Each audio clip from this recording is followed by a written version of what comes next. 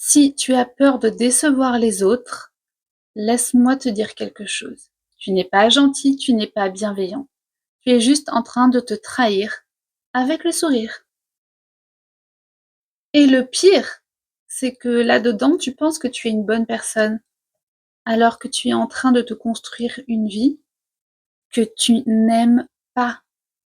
T'es là à dire oui, t'inquiète, ça me dérange pas, alors que ton âme, elle est en PLS, en arrière-plan. Dans cette vidéo, je vais t'expliquer pourquoi tout le monde se trompe sur la peur de décevoir, et surtout te donner une méthode qui fonctionne pour t'en libérer. Je te rassure, on est pratiquement tous comme toi.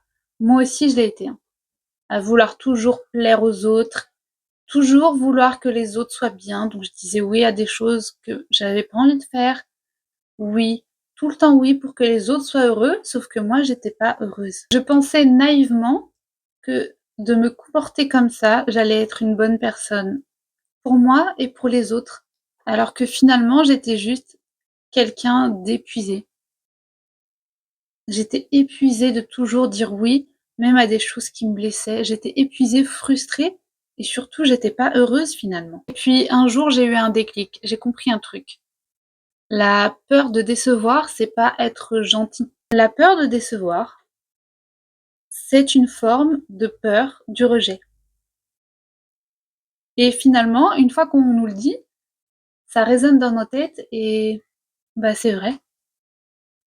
On a tellement peur du rejet, que les autres nous rejettent, qu'on dit oui à tout le temps. Qu'on devient la bonne poire, la bonne copine qui dit oui à tout, qui est tout le temps d'accord, partante, souriante. Et là où tout le monde se trompe, c'est quand on nous dit mais pose des limites, ose dire non. C'est facile à dire comme ça, mais c'est pas vraiment la bonne méthode. Parce que finalement, ton identité, elle est construite sur le fait de ne pas décevoir. Ton identité est construite sur les bases que les autres ont en fait un pouvoir de décision sur toi. Si ton ami te dit je veux faire ça, viens, ton identité, ça va être d'accord. Jamais ton identité, ça va être de te demander est-ce que j'ai envie d'y aller? Est-ce que j'ai envie de faire ça? Est-ce que j'ai envie là tout de suite de faire ça avec cette personne? Jamais. Parce que ton identité, finalement, c'est pas ça. La vraie solution, c'est pas d'arrêter de faire plaisir. Évidemment, de temps en temps, on a envie de faire plaisir aux autres et c'est normal. La vraie solution, c'est de se demander pourquoi je le fais. Pose-toi cette question simple. Est-ce que je le fais par envie ou est-ce que je le fais par peur? Parce que faire quelque chose par amour, pour sa famille, son conjoint, ses amis, c'est sain, c'est normal.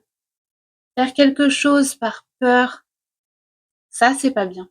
Ce n'est pas sain de faire quelque chose, de dire oui à quelque chose parce qu'on a peur que l'autre nous rejette, ou de décevoir, ou que l'autre se dise bah en fait, finalement t'es pas fun du tout, j'ai plus envie d'être ton ami. Ben ne sois pas mon ami, c'est pas grave. La solitude me convient aussi très bien. Il faut arrêter d'avoir peur.